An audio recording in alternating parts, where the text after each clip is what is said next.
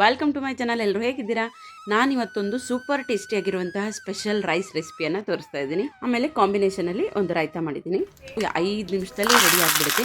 ಆ ಥರದ್ದೊಂದು ರೈಸನ್ನು ತೋರಿಸ್ತಾ ಇದ್ದೀನಿ. ಮಾಡೋದಂತೂ ತುಂಬಾ ಸಿಂಪಲು, ಬಟ್ ಟೇಸ್ಟ್ ಮಾತ್ರ ತುಂಬ ಅದ್ಭುತವಾಗಿರುತ್ತೆ. ನಾನಿಲ್ಲಿ ಫಸ್ಟು ಒಂದು ಪಾತ್ರೆ ತಗೊಂಡು 2 ಸ್ಪೂನ್ ಆಗೋಷ್ಟು ಎಣ್ಣೆ, ಆಮೇಲೆ ಒಂದು ಸ್ವಲ್ಪ ಜೀರಿಗೆ ಹಾಕ್ಕೊಂಡಿದ್ದೀನಿ.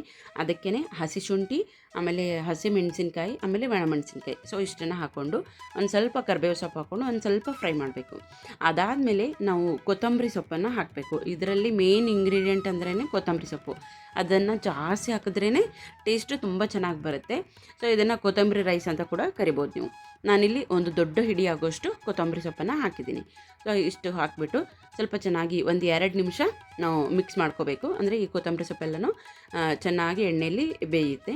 ಆಮೇಲೆ ಇದನ್ನು ಪೂರ್ತಿಯಾಗಿ ತಣ್ಣಗೆ ಮಾಡಿಕೊಂಡು ನಾವು ಒಂದು ಪೇಸ್ಟನ್ನು ರೆಡಿ ಮಾಡ್ಕೋಬೇಕು. ಈ ಥರದ ರೈಸ್ ರೆಸಿಪಿಗಳೇನಿದೆಯಲ್ಲ, ಇದು ಎಲ್ಲ ಟೈಮಿಗೂ ಪರ್ಫೆಕ್ಟ್ ಆಗಿರುತ್ತೆ. ಅಂದರೆ ಲಂಚ್ ಬಾಕ್ಸಿಗಾಗಿರ್ಬೋದು, ಬೆಳಗ್ಗೆ ತಿಂಡಿಗಾಗಿರ್ಬೋದು, ಮಧ್ಯಾಹ್ನದ ಊಟಕ್ಕಾಗಿರ್ಬೋದು, ತುಂಬಾ ಚೆನ್ನಾಗಿ ಅನಿಸುತ್ತೆ. ಸೊ ಇವಾಗ ನೆಕ್ಸ್ಟು ನಾನು ಅದೇ ಪಾತ್ರೆಗೆ ಅದಕ್ಕೆ ಒಂದು ಸ್ವಲ್ಪ ಎಣ್ಣೆ, ಆಮೇಲೆ ಜೀರಿಗೆ, ಸಾಸಿವೆ ಹಾಕೋತಾ ಇದ್ದೀನಿ. ಆಮೇಲೆ 1 ಸ್ಪೂನ್ ಆಗೋಷ್ಟು ಉದ್ದಿನಬೇಳೆ ಹಾಕ್ಕೊಂಡಿದ್ದೀನಿ. ನಿಮ್ಗೆ ಇಷ್ಟ ಅಂತಂದರೆ ಇದರಲ್ಲಿ ಕಡಲೆಬೇಳೆ ಕೂಡ ಆ್ಯಡ್ ಮಾಡ್ಕೋಬಹುದು. ಆಮೇಲೆ ನಾನಿಲ್ಲಿ 1 ಮುಷ್ಟಿ ಆಗೋಷ್ಟು ಶೇಂಗಾ ಹಾಕ್ಕೊಂಡಿದ್ದೀನಿ. ಆಮೇಲೆ ಒಂದು 8-10 ಗೋಡಂಬಿಯನ್ನು ಪೀಸ್ಗಳಾಗಿ ಕಟ್ ಮಾಡ್ಕೊಂಡು ಹಾಕ್ಕೊಂಡಿದ್ದೀನಿ. ಸೊ ಇಷ್ಟು ಹಾಕ್ಕೊಂಡು ನಾವು ಚೆನ್ನಾಗಿ ಹುರ್ಕೋಬೇಕಾಗತ್ತೆ. ಈ ಶೇಂಗಾ ಮತ್ತು ಈ ಉದ್ದಿನಬೇಳೆ ಅದೆಲ್ಲನೂ ಕಲರ್ ಚೇಂಜ್ ಹಾಕಬೇಕು. ಆಮೇಲೆ ಅದಕ್ಕೆ ಒಂದು ಸ್ವಲ್ಪ ಕರಿಬೇವು ಸೊಪ್ಪು, ಸೊ ಇಷ್ಟು ಹಾಕ್ಕೊಂಡು ನಾವು ರೆಡಿ ಮಾಡಿ ಇಟ್ಕೊಂಡಿದ್ದಂತಹ ಕೊತ್ತಂಬರಿ ಸೊಪ್ಪಿನ ಪೇಸ್ಟನ್ನು ಹಾಕಬೇಕು. ಆಮೇಲೆ ಇದರಲ್ಲಿ ಇರುವಂತಹ ನೀರಿನ ಅಂಶ ಕಡಿಮೆ ಆಗೋವರೆಗೂ ಸ್ವಲ್ಪ ಚೆನ್ನಾಗಿ ಕೈ ಆಡಿಸ್ಬೇಕು. ಅಂದರೆ ನೀರಿನ ಅಂಶ ಎಲ್ಲ ಕಡಿಮೆ ಆಗಿ ಎಣ್ಣೆ ಒಂದು ಸ್ವಲ್ಪ ಬಿಟ್ಕೊಳ್ಳುತ್ತೆ, ಅಲ್ಲಿವರೆಗೂ ಚೆನ್ನಾಗಿ ಕೈ ಆಡಿಸ್ಬೇಕು. ಆಮೇಲೆ ಇದಕ್ಕೆ ಒಂದು ಸ್ವಲ್ಪ ಅರಿಶಿನ ಮತ್ತು ಹಿಂಗೆ ಹಾಕಬೇಕು. ನಾವು ಈ ಟೈಮಲ್ಲೇ ಅರಿಶಿನ ಹಾಕಿದ್ರೆ ಕಲರ್ ತುಂಬ ಚೆನ್ನಾಗಿ ಬರುತ್ತೆ ರೈಸ್ದು. ಸೊ ಹಾಗಾಗಿ ಲಾಸ್ಟಲ್ಲಿನೇ ಅರಿಶಿನ ಹಾಕ್ಕೊಂಡು ಒಂದು ಸ್ವಲ್ಪ ಮಿಕ್ಸ್ ಮಾಡ್ಕೋಬೇಕು ಅಷ್ಟೇ. ಆಮೇಲೆ ಇದಕ್ಕೆ ರೆಡಿ ಮಾಡಿ ಇಟ್ಕೊಂಡಿದ್ದಂಥ ಅನ್ನ ಹಾಕ್ಕೊಂಡು ರುಚಿಗೆ ಎಷ್ಟು ಬೇಕೋ ಅಷ್ಟು ನೋಡಿಕೊಂಡು ಉಪ್ಪನ್ನು ಸೇರಿಸ್ಕೊಂಡು ಒಂದು ಮಿಕ್ಸ್ ಮಾಡಬೇಕು. ಆಮೇಲೆ ಇದಕ್ಕೆ ನಿಂಬೆಹಣ್ಣು ಮಾತ್ರ ಸೇರಿಸ್ಬಿಡಿ. ನಿಂಬೆಹಣ್ಣು ಸೇರಿಸಿದ್ರೆ ಚಿತ್ರಾನ್ನದ ಟೇಸ್ಟ್ ಬರುತ್ತೆ. ಸೊ ಇದು ನಾವು ಕೊತ್ತಂಬರಿ ಸೊಪ್ಪು ಹಾಕಿರೋದ್ರಿಂದ ಸೊ ಅದು ಕೊತ್ತಂಬರಿ ಸೊಪ್ಪಿಂದೇ ಫ್ಲೇವರ್ ಚೆನ್ನಾಗಿರಬೇಕು. ಸೊ ಹಾಗಾಗಿ ನಿಂಬೆಹಣ್ಣನ್ನು ಸೇರಿಸದೆ ಈ ಥರದ್ದು ರೈಸ್ ಮಾಡಿ ತುಂಬ ಚೆನ್ನಾಗಿರುತ್ತೆ. ನೋಡಿ, ಟೆಕ್ಸ್ಚರ್ ಕೂಡ ಅಷ್ಟೇ ಚೆನ್ನಾಗಿ ಉದ್ರುದ್ರಾಗಿ ಬಂದಿದೆ. ಸೊ ತುಂಬ ಚೆನ್ನಾಗಿರುತ್ತೆ ಟೇಸ್ಟ್ ಅಂತೂ. ಎಲ್ಲರೂ ಒಂದ್ಸತಿ ಟ್ರೈ ಮಾಡಿ.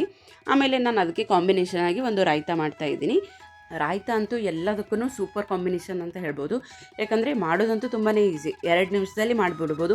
ಪಲಾವ್ಗಾಗಿರಲಿ, ಈ ಥರದ ರೈಸಿಗಾಗಿರಲಿ, ಆಮೇಲೆ ಭಾತಿಗಾಗಿರಲಿ, ಎಲ್ಲದಕ್ಕೂ ಚೆನ್ನಾಗಿ ಅನಿಸುತ್ತೆ ಈ ಥರದ್ದು ರಾಯ್ತ ಮಾಡಿದರೆ.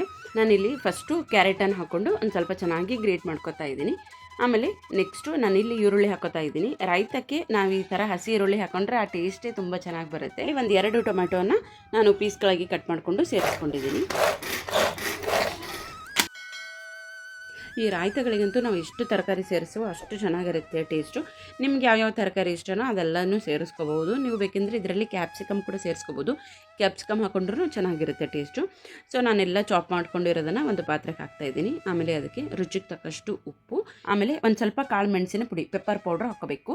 ಅಂದ್ರೇ ಚೆನ್ನಾಗಿರುತ್ತೆ ಟೇಸ್ಟು. ಅಚ್ಕಾರದ ಪುಡಿ ಹಾಕೋಬೇಡಿ. ಸೊ ಕಾಳು ಮೆಣಸಿನ ಪುಡಿ ಹಾಕೊಂಡ್ರೇ ಟೇಸ್ಟು ತುಂಬ ಚೆನ್ನಾಗಿ ಬರುತ್ತೆ. ಆಮೇಲೆ ನಾನಿಲ್ಲಿ ಶೇಂಗಾ ಪುಡಿಯನ್ನು ಹಾಕ್ಕೊಂಡಿದ್ದೀನಿ. ಒಂದು 2-3 ಸ್ಪೂನ್ ಆಗೋಷ್ಟು ಶೇಂಗಾ ಪುಡಿಯನ್ನು ಹಾಕ್ಕೊಂಡಿದ್ದೀನಿ.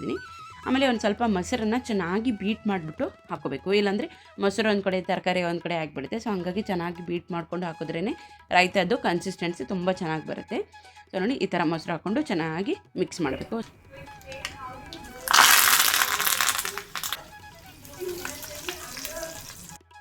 ನಿಮ್ಗೆ ಇಷ್ಟ ಇದ್ದರೆ ಲಾಸ್ಟಲ್ಲಿ ಇದಕ್ಕೊಂದು ಒಗ್ಗರಣೆ ಹಾಕಬೇಕು. ಒಗ್ಗರಣೆ ಹಾಕೋದ್ರಿಂದ ಟೇಸ್ಟು ತುಂಬ ಚೆನ್ನಾಗಿರುತ್ತೆ.